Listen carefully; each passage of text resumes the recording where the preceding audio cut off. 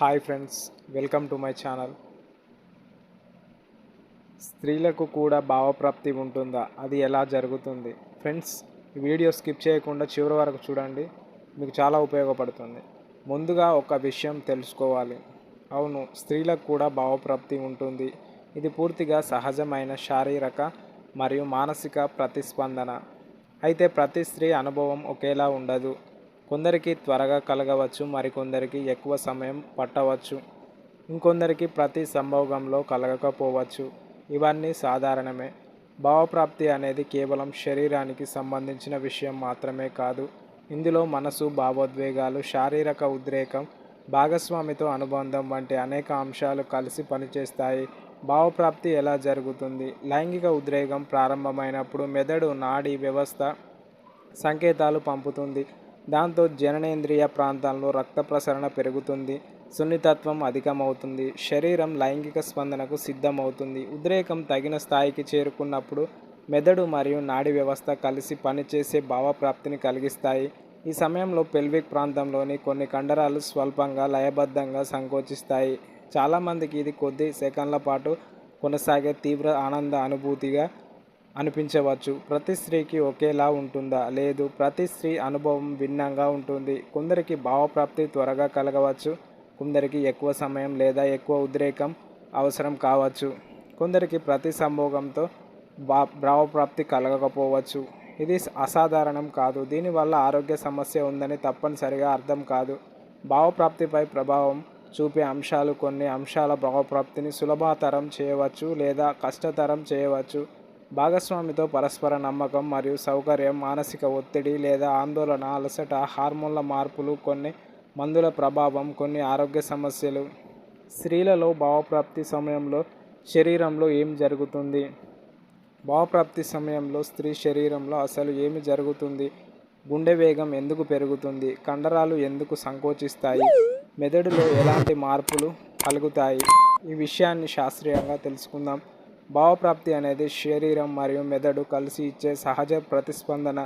ఇది ఒక్క అవయవంలో జరిగే ప్రక్రియ కాదు. నాడీ వ్యవస్థ, రక్త ప్రసరణ, హార్మోన్లు, కండరాలు అన్నీ కలిసి పనిచేస్తాయి. లైంగిక ఉద్రేకం పెరిగే కొద్దీ జననేంద్రియ ప్రాంతాల్లో రక్త ప్రసరణ పెరుగుతుంది. దాంతో ఆ ప్రాంతం మరింత సున్నితంగా మారుతుంది. ఈ దశలో శరీరం భావప్రాప్తికి సిద్ధమవుతుంది. భావప్రాప్తి జరిగిన సమయంలో పెల్విక్ ఫ్లోర్ కండరాలు లయబద్ధంగా కొన్నిసార్లు సంకోచిస్తాయి. ఈ సంకోచాలు అసంకల్పితంగా జరుగుతాయి. ప్రతి ఒక్కరిలో వాటి తీవ్రత, వ్యవధి ఒకేలా ఉండదు. అదే సమయంలో గుండె వేగం, శ్వాస వేగం, రక్తపోటు తాత్కాలికంగా పెరగవచ్చు. ఇవన్నీ శరీరంలోని సహజ శారీరక ప్రతిస్పందనలు. మెదడులో కూడా మార్పులు జరుగుతాయి. ఆనందం, సంతృప్తి, ప్రశాంతతకు సంబంధించిన రసాయనాలు విడుదల కావడం వల్ల చాలామంది విశ్రాంతిగా, సంతోషంగా అనిపించవచ్చు. కొందరికి భావోద్వేగంగా దగ్గరైన అనుభూతి కూడా కలగవచ్చు. భావప్రాప్తి తర్వాత శరీరం క్రమంగా సాధారణ స్థితికి వస్తుంది. గుండె వేగం, శ్వాస, రక్త ప్రసరణ మామూలు స్థాయికి చేరుకుంటాయి. ఈ దశను రికవరీ దశగా పరిగణిస్తారు. ఒక విషయం గుర్తుంచుకోవాలి, ప్రతి స్త్రీ అనుభవం ఒకేలా ఉండదు. కొందరికి భావప్రాప్తి చాలా స్పష్టంగా అనిపించవచ్చు, మరికొందరికి తక్కువగా తీవ్రతతో ఉండవచ్చు. ఈ తేడాలు సహజమైనవే. కొంతమందికి భావప్రాప్తి రావడానికి ఎక్కువ సమయం పట్టవచ్చు. దానికి ఒత్తిడి, అలసట, ఆరోగ్య పరిస్థితులు, హార్మోన్ల మార్పులు, భాగస్వామితో కమ్యూనికేషన్ వంటి అనేక అంశాలు ప్రభావం చూపవచ్చు. చాలామంది స్త్రీలు సంభోగ సమయంలో భావప్రాప్తి జరిగినట్లు ఎందుకు నటిస్తారో మీకు తెలుసా? చాలామంది స్త్రీలు సంభోగం సమయంలో భావప్రాప్తి జరిగినట్లు ఎందుకు నటిస్తారో మీకు తెలుసా? నిజంగా వారికి భావప్రాప్తి రాకపోయినా ఎందుకు వచ్చినట్లు ప్రవర్తిస్తారు? ఈ విషయం వెనుక ఉన్న కారణాలు చాలామందికి తెలియవు. ఈ వీడియోలో వైద్య నిపుణులు మరియు పరిశోధనలు చెప్పే ముఖ్యమైన కారణాలు తెలుసుకుందాం.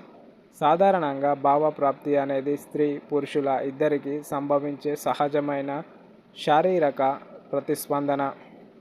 అయితే ప్రతి సంభోగంలో ప్రతి స్త్రీకి భావప్రాప్తి కలగాల్సిందే అనే నియమం లేదు. అనేక పరిశోధనలో కొంతమంది స్త్రీలు జీవితంలో ఏదో ఒక సమయంలో భావప్రాప్తి జరిగినట్లు నటించినట్లు చెప్పారు. దీనికి అనేక కారణాలు ఉండవచ్చు. మొదటిది, భాగస్వామి బాధపడకూడదనే భావన. తనకు భావప్రాప్తి రాకపోయినా నేను సంతృప్తి చెందలేదు అని చెబితే భాగస్వామి నిరాశ చెందుతాడేమో లేదా తన సామర్థ్యంపై సందేహపడతాడేమో అనే ఆలోచనతో కొందరు నటిస్తారు. రెండవది, సంభోగాన్ని ముగించాలనే ఉద్దేశం. కొన్నిసార్లు అలసట, అసౌకర్యం, నొప్పి లేదా మానసిక ఒత్తిడి వల్ల ఇక కొనసాగించాలనే ఆసక్తి ఉండకపోవచ్చు. అలాంటి సందర్భాల్లో భావప్రాప్తి వచ్చినట్లు నటించడం ద్వారా సంభోగం త్వరగా ముగుస్తుందని కొందరు భావిస్తారు. మూడవది, సమాజంలో ఉన్న అపోహలు, సినిమాలు, సోషల్ మీడియా లేదా అసత్య సమాచారం వల్ల ప్రతి స్త్రీ తప్పనిసరిగా ప్రతి సంభోగంలో భావప్రాప్తి పొందుతుందని చాలామంది అనుకుంటారు. వాస్తవానికి ఇది నిజం కాదు. ప్రతి వ్యక్తి అనుభవం భిన్నంగా ఉంటుంది. ఇక నాలుగవది, సరైన సంభాషణ లేకపోవడం.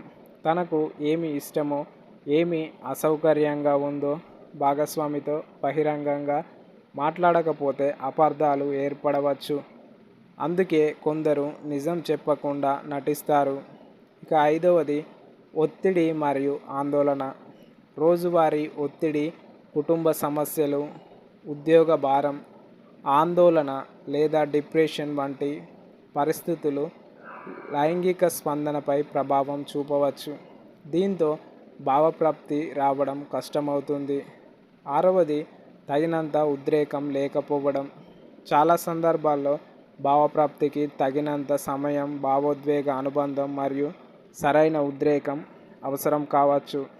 ఇవి లేకపోతే భావప్రాప్తి ఆలస్యం కావచ్చు లేదా రాకపోవచ్చు. ఏడవది, శారీరక లేదా వైద్య కారణాలు. కొన్ని మందులు, హార్మోన్ మార్పులు, ప్రసవం తర్వాత పరిస్థితులు లేదా కొన్ని ఆరోగ్య సమస్యలు కూడా భావప్రాప్తిపై ప్రభావం చూపవచ్చు. చాలామంది స్థలనం, వీర్యం, స్పెర్మ్ అనే 3 పదాలు ఒకటే అని అనుకుంటారు. కానీ వైద్యపరంగా చూస్తే ఇవి 3 వేరువేరు విషయాలు. ఈ తేడాను తెలుసుకోవడం వల్ల లైంగిక ఆరోగ్యం గురించి ఉన్న అనేక అపోహలు తొలగిపోతాయి. మొదటిగా, స్ఖలనం అంటే ఒక ప్రక్రియ. లైంగిక ఉద్రేకం అత్యున్నత స్థాయికి చేరుకున్నప్పుడు శరీరంలోని కొన్ని కండరాలు లయబద్ధంగా సంకోచించి వీర్యాన్ని మూత్రనాళం ద్వారా బయటకు పంపిస్తాయి. ఈ మొత్తం చర్యనే స్ఖలనం అంటారు. అంటే స్ఖలనం అనేది ఒక ద్రవం కాదు, అది ద్రవం బయటకు వచ్చే ప్రక్రియ. ఇప్పుడు వీర్యం, స్పెర్మ్ గురించి తెలుసుకుందాం. వీర్యం అనేది ఒక ద్రవం. ఇది కేవలం స్పర్మ్ మాత్రమే కాదు. ఇందులో స్పెర్మ్లతో పాటు ప్రోస్టేట్ గ్రంథి, సెమినల్ వెసికల్స్ వంటి గ్రంథులు ఉత్పత్తి చేసే పోషక ద్రవాలు కూడా ఉంటాయి. ఈ ద్రవాలు స్పెర్మ్లకు శక్తిని అందించి వాటి ప్రయాణానికి సహాయపడతాయి. ధన్యవాదాలు. మన ఛానల్ని సబ్స్క్రైబ్ చేసి ఇలాంటి మరెన్నో లేటెస్ట్ వీడియోల కోసం సబ్స్క్రైబ్ చేసి లైక్ కొట్టండి.